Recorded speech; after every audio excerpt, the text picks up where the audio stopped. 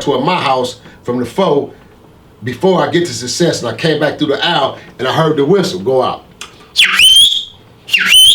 And I look, it's the homies crossing, coming toward me. I whistle back.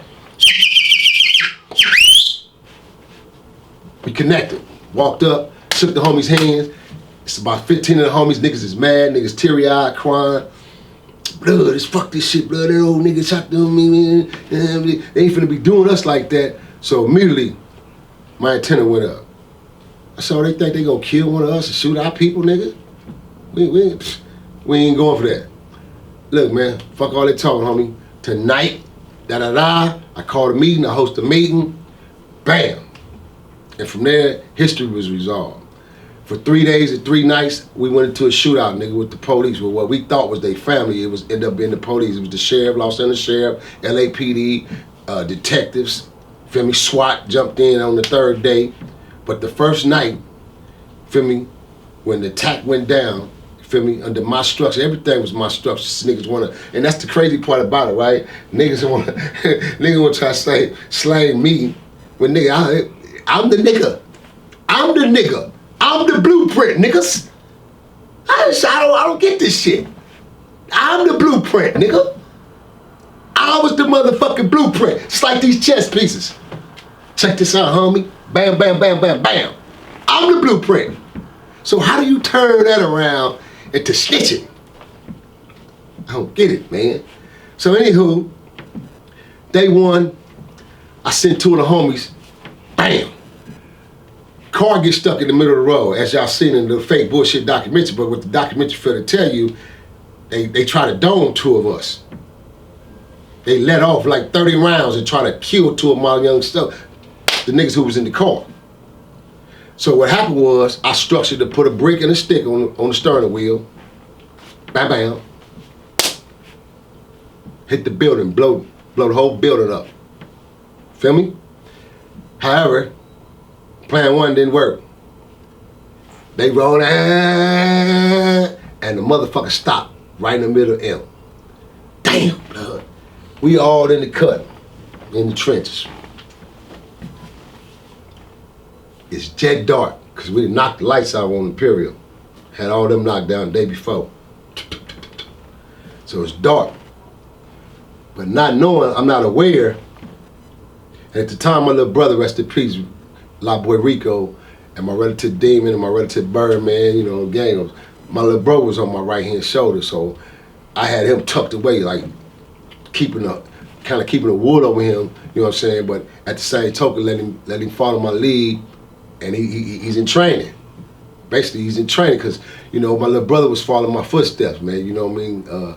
Unfortunately, I lost my little brother at 17, because if I hadn't lost my little brother, boy, listen, niggas called hell for me, but the both of us, oh man, the world wasn't gonna be prepared for that, man. They weren't gonna be prepared for that shit right there. Me and him, oh no, fuck no. So anywho, like I say, day 1, we getting down. Crossfire, boom, blah, blah, blah. We exchanging fire. But before the fire let off, like I say, the car stopped in front of him. When the car stopped, the homies rolled. Now mind you, I already tell them, everything that I say, do. If you don't do what I say, you're not making it. Do what I say, do. Do it how I say, do it. Don't question me about it. Don't be like, oh, well, why do it like that, blood? Just do it, homie. Because I know what I'm talking about and I know what I'm doing. If I had to do it, that's how I'm going to do it. So do it. Boom. Niggas push up on the car, boom. Bust the doors open, they tuck and roll, flip and roll. Instead, try to jump out, you flip and roll. You ask yourself a question, but why flip and roll, big cap? Whereas my daddy been a war veteran, my uncle's been war veterans, it was taught to me. Now, if you're in a situation, you're in an ongoing car and vehicle, and you gotta tuck and roll, you tuck, you flip. Because when you flip, you can break your balance, you can break your fall with your body, So you take your elbows, you flip, and you roll, boom, boom, you're on your feet.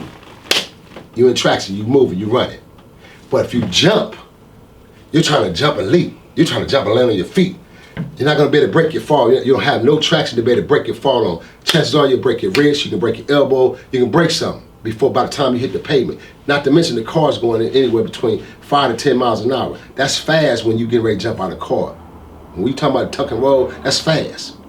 You feel what I'm saying? So Tell them tuck and roll. First time the car did that, they tuck and roll. Boom, they jumped out, they tucked the roll, the car stopped. When they tuck the roll, we take cover. We on them. The car stopped. Cease fire. Nigga shut down fire. God damn it. What we gonna do? Go back, get the car. Get the car, nigga. Nigga go back, get the car, back it all the way up. Now mind you, these white motherfucking devils could have started killing us right on the spot. They could have started knocking homies. They let us go get that motherfucking car, back it all the way back up to the projects again, fix it like I needed to do it, and do it all over again. But this time, that motherfucker ran straight, hit the building, boom! And you heard gunfire come from everywhere from that side.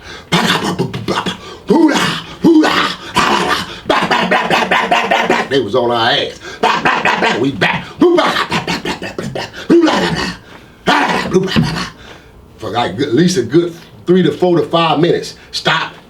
Reload. Retreat. We gone. These motherfuckers got ammo. We out of bullets. We gotta go. So, however, this went on for 3 days. 3 days, man. I sent them. We hit them. Mortuaries, everything. Everything you motherfuckers seen on camera, I structured and ordered it. Yeah. Because I didn't give a fuck at that time in my life, nigga. I was a demon. I was the devil, like I said, nigga. I took the red suit and I wore it, and I wore it proudly, and I wore it swell. So yeah, nigga, I ordered it. I ordered. Everything that's already in the documentary, I'm not incriminating myself. I'm not telling on myself, none of that. I'm giving the theory of the story facts. So motherfuckers can get off this slander and shit and understand the differential between a known informant, a snitch, a nigga who turned on his co-offended, nigga who turned on somebody he did a crime with, or a nigga who just flat out snitched. So, in the midst of all this, man, when this war took place, like I told you earlier, old man was best friends in cahoots with Tom Bradley. So when the phone call get to Bradley, oh, Bradley gets to go to work. I want all them some bitches. I want them goddamn, he do a J. Edgar Hoover move. I want them bounty hunters now later, picked up every last one of them some bitches. So he put our all-powered bulletin out on us. So this is how OSS was formed. This is how Operation Safe Street was formed from the streets, and then from the streets, it went to the county jail. The OSS was specifically a crew of sheriffs only that's concentrated solely on gangs. They didn't fuck with robberies, they didn't fuck with bank robberies, they didn't fuck with homicides, they fuck with gangs. So anything dealing with a gang homicide, gangs robbing, gangs hitting banks, gangs hitting jewelry, because that's what gangs did. That was their forte. They studied it. They mastered us. And early in the 80s, when the gangs really started flourishing in the early 80s, they grew right along with us. So they started learning our culture fast. So that's why when you went to jail and you went up in one of their shits, and you get the OSS, they got the whole Los Angeles map on the wall, and they got every motherfucking gang that exists, all the way down to the numbers. They know how many soldiers, how many heads are actually active, which from their statics, for these hoods. How many gangs has numbers in them. That's how accurate they was on their shit. So this who we were up against. So they came out after us. So when the first arrest took place, again, like I told y'all earlier, taking you back to when the little homie fell on the porch, and he fell on this nigga's porch, which I told you was Brian Decker, and the reason why I'm giving up his name, because this is this is the first snitch that snitched on us. This is the nigga who gave us up. This is the nigga who gave them my blueprint. This is the motherfucker who gave my blueprint to him. He just didn't want to get on the stand and point us out. So he fled the state, got on immediately, got up out of here. Before they can get to him to bring him back, he got up out of here. He agreed, signed his agreement with him, they let his ass out, and that nigga left town. So, confidential number 2 was one of the motherfuckers who got picked up with us when the raid went down, and they hit us at a house party, and they raided us. They raided us separate. They picked up 3 or 4 homies. See, this is why I say motherfuckers so dumb on this internet, and they get so caught up and lost with the rumors and that bullshit, when motherfuckers don't even know the significance. The first 5 to 6 of us got picked up way ahead of us, before me. So if anybody want to do some snitching and telling, them 5 or 6 could have told off front, was some of the names, like the Malcolm Hortons and certain names that was named off on the documentary. Them was the ones got picked up first. Okay. Who they said made statements. Yeah. Homies never made no statements. Only statements was ever made was when we made them to our district attorney in the presence of the district attorney and our attorney as the agreement to our deals and shit. That's when we copped out this. Yeah, they said, well, you had this and you had this. Yeah, I did, man. Boom. Sign my sticker, get my time, we gone. That's what we did. We did that. Every last one of us. So if niggas want to slander that, say, call that snitching, nigga, you call it what you want to call it. It's called plea bargaining. It's plea bargaining, exactly. But any real nigga, any con that tell you, a lot of us have done many a times because it's willing and dealing. It's a smart thing to do, nigga. So anyhow, Byron Decker get caught up. He give him my blueprint. When I say the blueprint, yeah, Money and BJ, he threw the meeting and you know, this cat with this long perm, I ain't gonna say his name, but just giving that identity. He was one of the cats that was on the trial, who was the only one on bail, who wasn't even supposed to be on trial, along with 3 more of the homies that was on trial with us, who wasn't supposed to even be there, especially the big homie for first generation. Feel me? Because this is what the case all resolved bound to from the politics of our hood, because we had niggas on there who wasn't supposed to be there, dog. So we gon' free the innocent regardless. We can't take these niggas down with us. Period. It's the rules. So, now, he give up the blueprint. Yeah, this guy bought BJ a big old army statue bag of green one at the meeting, and all I know is that he gave it to BJ, and BJ told one of the other homies to get the bag, and he got the bag, and then I remember his brother Rico walked up, and his brother Rico took the bag. So he put my little brother in, right? Yeah. So he said, yeah, Rico took the bag. So then Rico he said, so what did they do with the bag then? And did you ever look in the bag? This is how they questioned the nigga. So he said, well, no, I didn't see what was in the bag. It's okay, because this is all in our paperwork, right? With transcript and your trial. Yeah. But they got him on our transcript in the beginning. They just didn't have him as a confidential informant to get on the stand like they did Carr, because like I say, he left town. Exactly. But they had his original statement, and that's what got us bound over, his and his. Feel me? Yeah. And then our own admittance is what got us bound over, because we had already took our deal, so we wasn't going to trial. That's why we got bound over to preliminary. Because we know in preliminary, that's when our plea bargain was going to be taken, and they was going to take our deal, because we had already pleaded an arraignment. See, we already set this shit up in an arraignment. We had been sitting in the county damn near 9 months already. Feel me? Yeah. So, so now going back, so Brian gives up the blueprint and telling about all these guns and shit I was supposed to have and in the bag and everything that I got, and then from there they had a list. So now, they start putting out warrants. They looking for niggas on this name, this name, this name. So they hit the hood one night. Whew. Bam, bam. They picked up a couple of the homies. The homies they picked up, 2 was on the list, a couple of they wasn't on the list. They try to sweat them. Who you know did the HK thing? I mean, I don't know shit. Released all of them, let them go. Even the 2 who was on the list, let them go. They didn't have shit on them. Niggas, man, I don't know what the fuck y'all talking about. Nigga, we don't know shit. Let the homies go.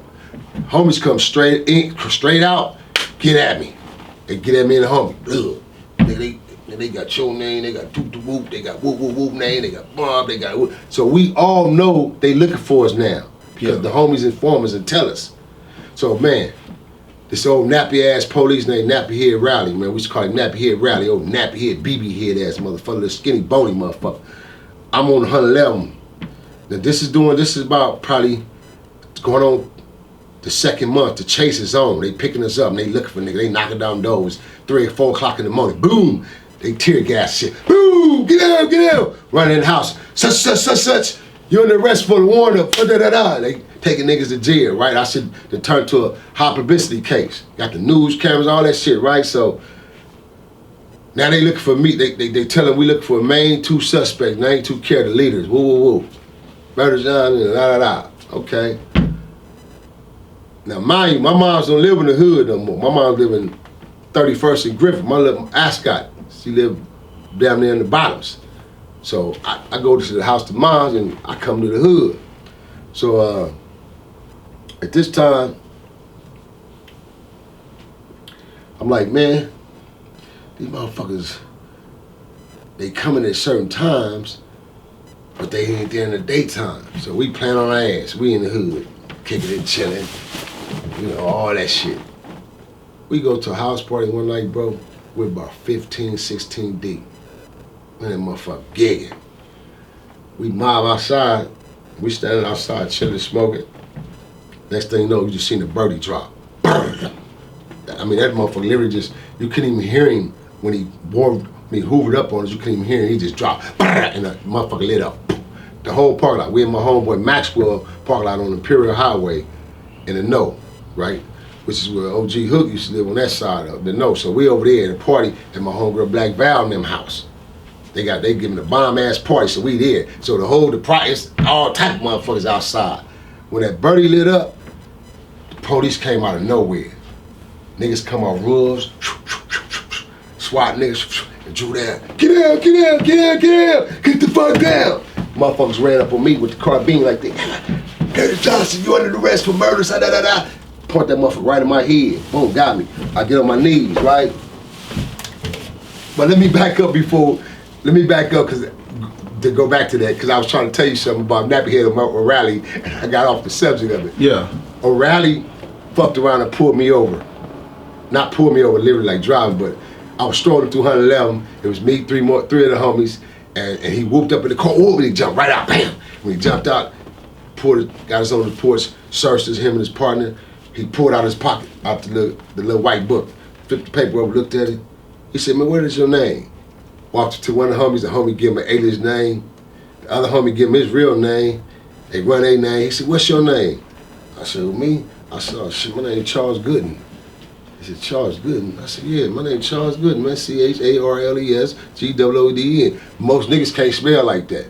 They couldn't spell a name. When you tell an alias, police tell you spell it. Yeah. And nigga be stutter. You feel what I'm saying? Yeah. So it's like, I'm on it. So he looked at me, ran my name. Charles, you good?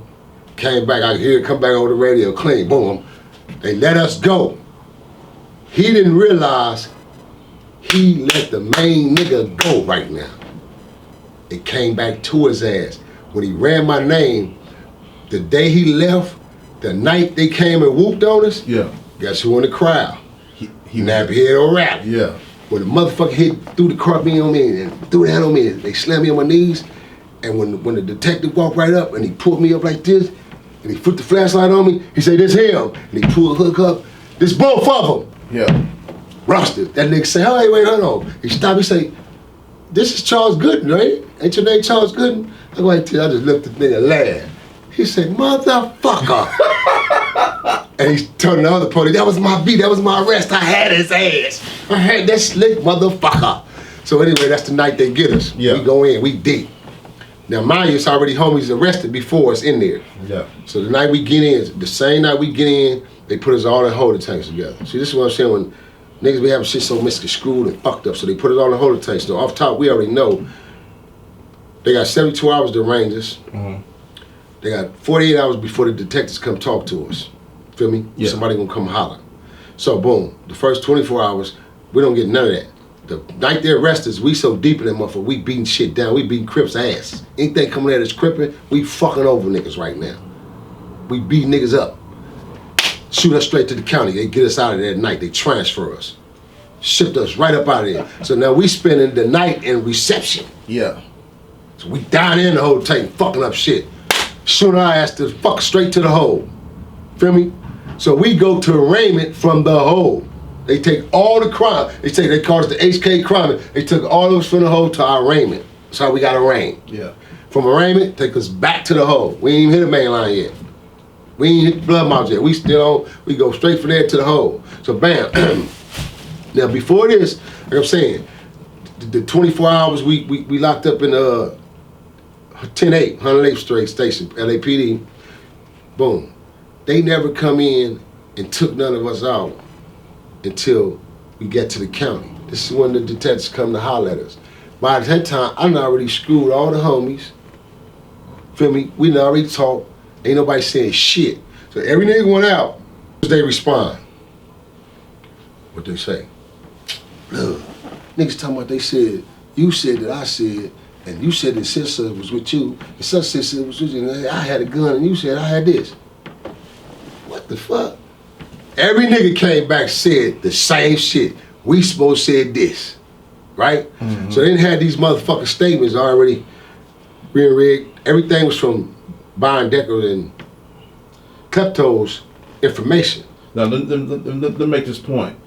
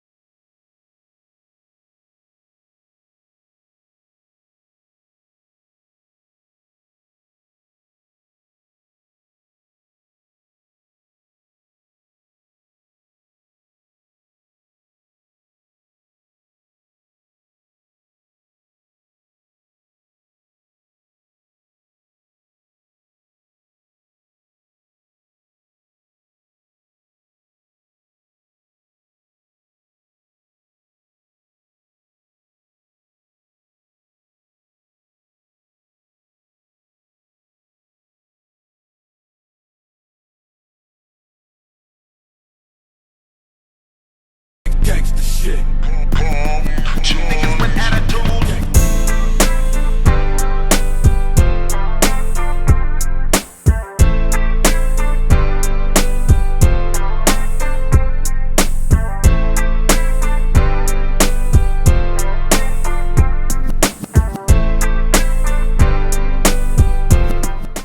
At this time, Los Angeles County Sheriff was at the peak of his crookedness. And LAPD, because this is what we was dealing with. And LAPD. LAPD made the overall arrest. I think, and this is probably That was the worst. This was the same era when that Rampart thing, all the above. all that was going on. Okay. All the above. I just want to make that point to these new generation YouTubers and new generation podcasters that don't do their homework. Yeah. If you're gonna start a podcast or put out a video with any type of information, do your due diligence. Do it. Because if you're gonna be a podcaster, you have to have some type of integrity with your journalism. Okay? I just had to put that out there. Keep going, Cap. Real talk, man. Real spit. Because, not to mention, you got the Hispanic gangs, the Hispanic clique that was lead under G Baca. That's why Baca punk ass haven't catching the blues now, because that's his whole crew. The Hispanics was. Oh man, it goes deep, bro. You feel what I'm saying? Yeah. See, when gangs became gangs and the flourish and the numbers were so big and so vast, the police started picking sizes, and the police literally became gang members because they was fascinated. Then you had niggas that was making it out of these hoods, who went to the academy to become police, but still was kind of clean to the streets. You had motherfuckers who was fucking broads out of these hoods. They was literally coming in the hoods, and bitches was liking them, and they was liking them, and fucking the bitches. So they was infiltrating, getting information. I mean, it's been that way, and still that way right now today. It's even worse. So when they come to interrogate us, get at us, like I say, they holler at niggas, pull a couple out, boom. So we never get our interrogation. Our interrogation never even happened. Our admittance and our acceptance of guilt came through the district attorney and the admittance of the district attorney and the presence of our attorneys. When we started going to court, because the court was a high publicity case, this is why they put us in the kangaroo court in CCB. CCB is known as one of the #1 conviction rated courts in the United States. Feel me? When it comes to Los Angeles, we got CCB, Santa Monica, Van Nuys Court, Venice, Long Beach. These motherfuckers conviction rates, high conviction rates, numbers. And during this time in the 80s, we talking about, they got over damn near 2,000 to 4,000 years under their belt of people. These are years they done gave out. Feel me? Not to mention the death sentences, the death penalties and things like this. So they got us in this kangaroo court, man. So we going to court, and as we go into court, now, going to arraignment was when they came in, they give us our charges. We hired our assigned attorneys because the fact that the court was, the case itself was a high publicity case, they had to give us what you call signed appointed attorneys, which is the signed appointed attorney is a state appointed attorney, which the state provides and pay for. It's a difference between a public defender and a state appointed. So let me break down to you jackasses out there who don't know. The state provides state appointed attorneys because they have to, it's required. They just don't give them to us. If you don't know your jurisdictional system, and you don't know your laws and know how to throw these punches and how to move like chess, then you'll never get a state appointed. You can fire a public defender and tell him, man, it's conflict of interest, this dodo don't know what he's talking about, he's not representing me in my best interest, man. I need me a state appointed attorney, man. It's in your constitutional rights. But being the fact that we were young, we got 4 juveniles on the case. The oldest is the big homie who ended up getting picked up. He the big homie. He 28, 29 at this time. Feel what I'm saying? And then we got the juveniles. So when it come time for us to give our statements and confessions and things of this nature, this is when we go to our arraignment and we holler at our boys and they come and tell us this is the evidence that's held against you. They got this evidence, they got this, they got that.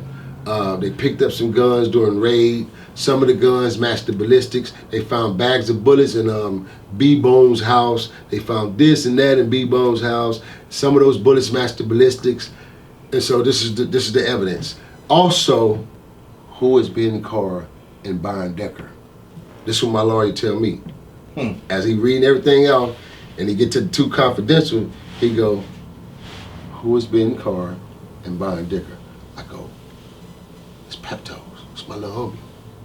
He go, evidently he's turning confidential state on you guys. He's turning over both of them. The Byron Decker, he gave original statements, but they can't seem to find Byron Decker. Ben Carr was picked up. Remember I said the 5 guys got picked up? Yeah. He was one of the niggas got picked up before us. So when we going through the system, we wondering why we can't make contact with this nigga. Where he at? He gone. They already let him out, put him in the safe house. Feel me? We didn't know this until after once we got to our arraignment. Yeah. This when our attorneys tell me everything. So this when I finds out. He was the one on that got on the stand with exactly. with the fucked up eyes. So yeah, I knew all of them. And he was lying like a motherfucker. Nigga, you didn't know us like that, nigga. Yeah. You didn't even know us like that. You a hillbilly. You didn't fucking know us like that. You dirty ass nigga, punk ass nigga, bitch ass nigga.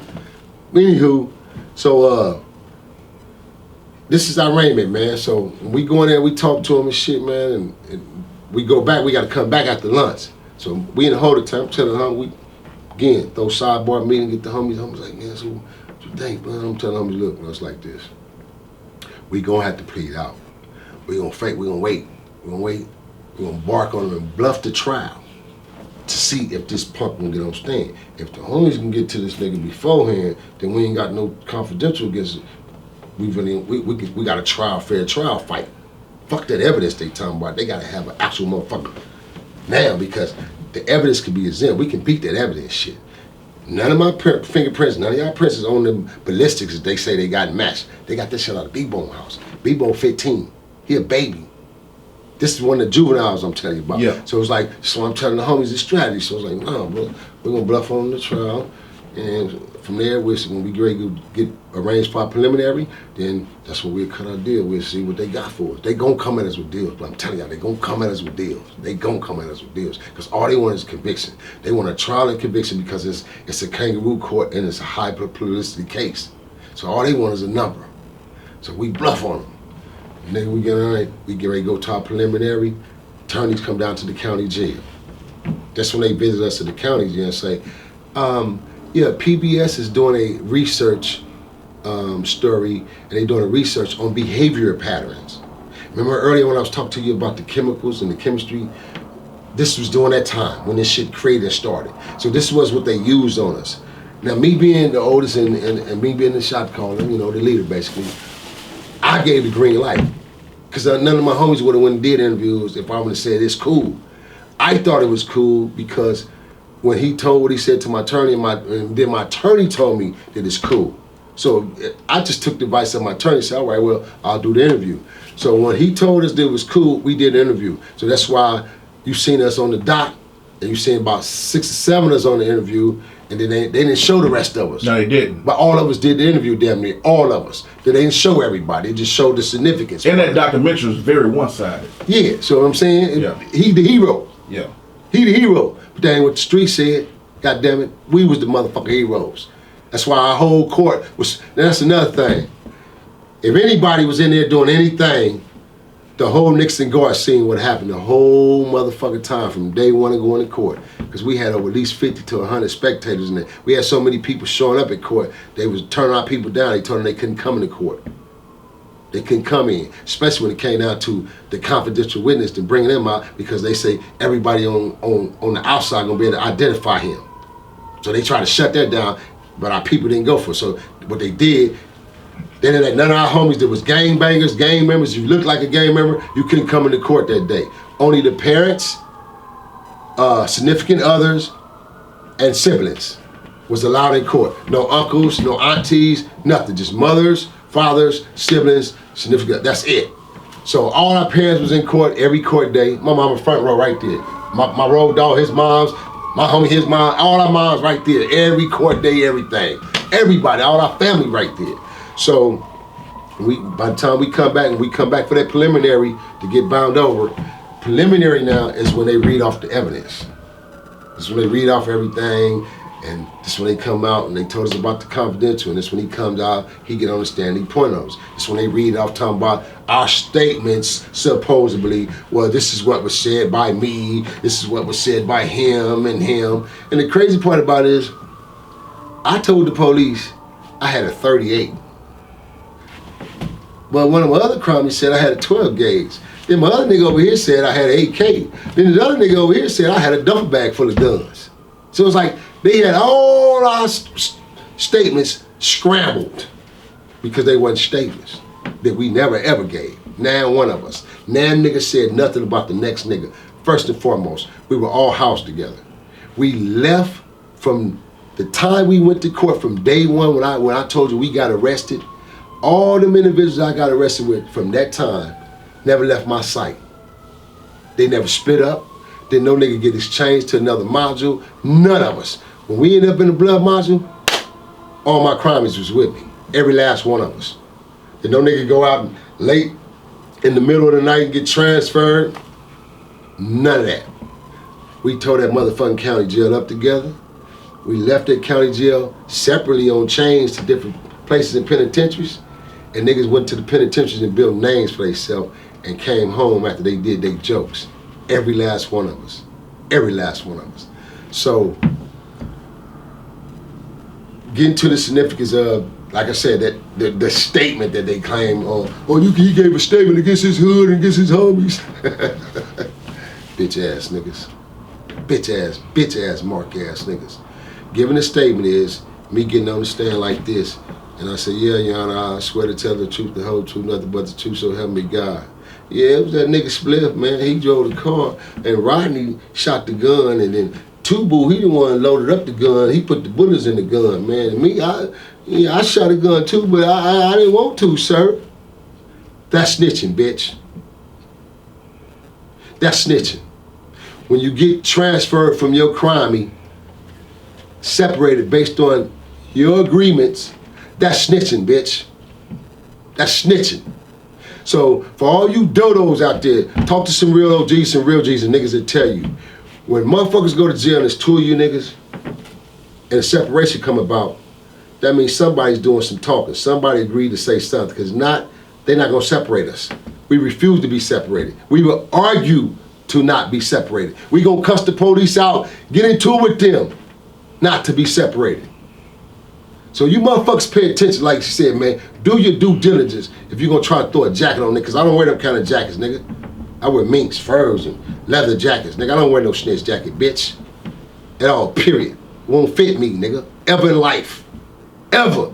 And the real people and the people know, man. That's why the people ain't tripping on that shit. There ain't no people. Real is not they not entertaining. Ain't even paying attention to you whole ass niggas, man. You know, some cap, and this And this really kills me, man. But it takes somebody with common sense to understand this. This case happened in the bloody 80s. 1982 to be exact. We didn't get. See what they don't realize is, excuse me, 1983 to be exact. The actual war and the crime itself took place in 1983. We did 9 months of all the 83 and 282 into our case. See, every time we went to trial, court, I postponed. We postponed. Remember I told you we gonna bluff on them on trial. Yeah. So we was buying time. So all that time we just growing in the county. Young niggas growing up in the county, beating shit up, tearing shit up. We tearing shit up in that motherfucker. So now, from that point, it's 84. 1983 going into 84. From 84 was our conviction. That was the preliminary you seen, that was the conviction. Okay, when you got convicted, that's when they sent y'all PBS, all that's 84. That's what happened in 84. Okay. Now this is what I want people to understand, especially these conspiracy theorist people out there. At this time, when you get convicted, especially in California, you go to CDC, you go to YA, no matter where you go, it's because all that shit is treacherous. If you have any type of paperwork on you that you snitched on somebody, it's gonna hit that institution. Now I give it to you. I'm gonna help you out even better than that. Go ahead, Cal. Since you touched on that, you absolutely right. But look at the worsening of it. Me, Bonnie Hunter, BJ, Big Hook, we spoke been snitches or whatever, right? The first thing what happened was, from the time we got arrested in 10-8, you know who doing the paperwork in 10-8? Convicts, not the motherfucking police. They write up their police report, they go to the window, and they pass that shit into a motherfucking goddamn convict who's coming from LA County Jail working in a police station every day. Because he's working off his time, free time, so he can get lesser time, and then soon he'll be a parolee. So he's eligible to work because he got minimum sentence. He's what you call minimum. He's not a maximum case, so he can work. So these people worked for the police stations, not the motherfucking computers. We didn't have them. You had one little ugly ass looking computer back then, looked like a compact or something, like a little TV, a box. And that motherfucker was like a word processor. The convicts did the motherfucking paperwork, bro. From the substation all the way to the top. So, what that means is, bitches, it's impossible. It's fucking impossible to have a jacket, snitch, have paperwork in your jacket, and squeeze through the system and nobody notice it. Now, in that time era, it's impossible. So, to break that down to you is, for the time to say, for example, nigga rolled over on his crew of niggas. You got 3 niggas you rolled over. Them 3 gone, they got 10 years. 2 of them 3 is in Folsom. The other one is on San Quentin. Guess where you going, ho? He said, you straight to Folsom where them 2 at. Or they gonna send you to Quentin where the 1 at, because that 1, he got 6 or 7 homies on that yard already from that same hood. It all depends where the request come from. But the request comes down, the convicts hook the paperwork up, and they ship your ass straight to San Quentin to Folsom to your enemies, nigga. That's why snitching was prohibited in our days. That's why motherfuckers dare not to snitch on their mama, they daddy. Like, nigga tell you, nigga, you kill me before I stitch on my hood or stitch on my homies or go turn rat. Because they knew, nigga, if I didn't, they gonna kill me. Y'all can't save me. You can't put me in no goddamn protected custody and save me. You motherfuckers ain't giving us that kind of money to change us over and give us a new identity. All that shit's TV shit, man. Fuck that shit. Y'all make us snitch, then you throw my dumb, stupid ass right back out here in the streets and let me get killed. That's what happened to snitches, nigga. So, there's no way I would went on in my life, homie. Because this is 35 years ago this happened. 35 years ago, bro. I would have went on to build a reputation, a name, became the leader, the ex-former leader, gang member out of my neighborhood, and representing the streets of Los Angeles, the streets of Washington, just international and moving international and knowing niggas international. There's no way, homie. There's no motherfucking way I would have made it out to Nickerson, bro. My family would have caught the blues, homie. Straight up. And I'm telling you that because that's our rules. Because I play by them rules. And I'm speaking on it because, you know, I've participated in them rules many a times before. Plenty of times, you know what I'm saying? So, nigga, you can't tell me, bruh, Period. There's no motherfucking way in hell I could be on this platform speaking proudly and being the man I am, man, being the father that I am, my nigga, and knowing I really wear that kind of jacket. I couldn't have infiltrated that shit all these years, bro. I wouldn't instill fear in the world like I did, niggas in this motherfucking goddamn city like I did if I was supposed to be this, the motherfucker. You two faggot ass niggas trying to paint the picture to be, nigga. There's no way, man. Common sense.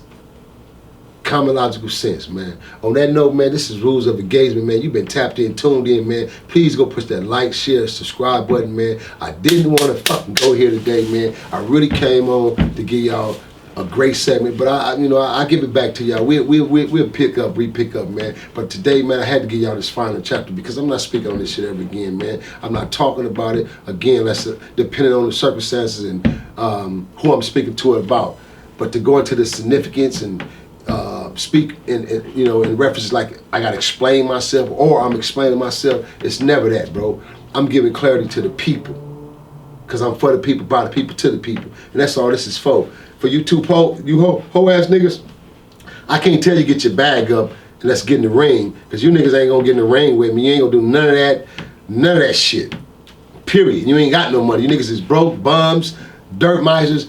The Bang TV nigga, I don't even know you. I don't even know what you look like. But I can tell you a hoe, you a bitch. You can't be no man, because men don't do what you niggas do. That other nigga from Clout TV, Death or whatever, the great.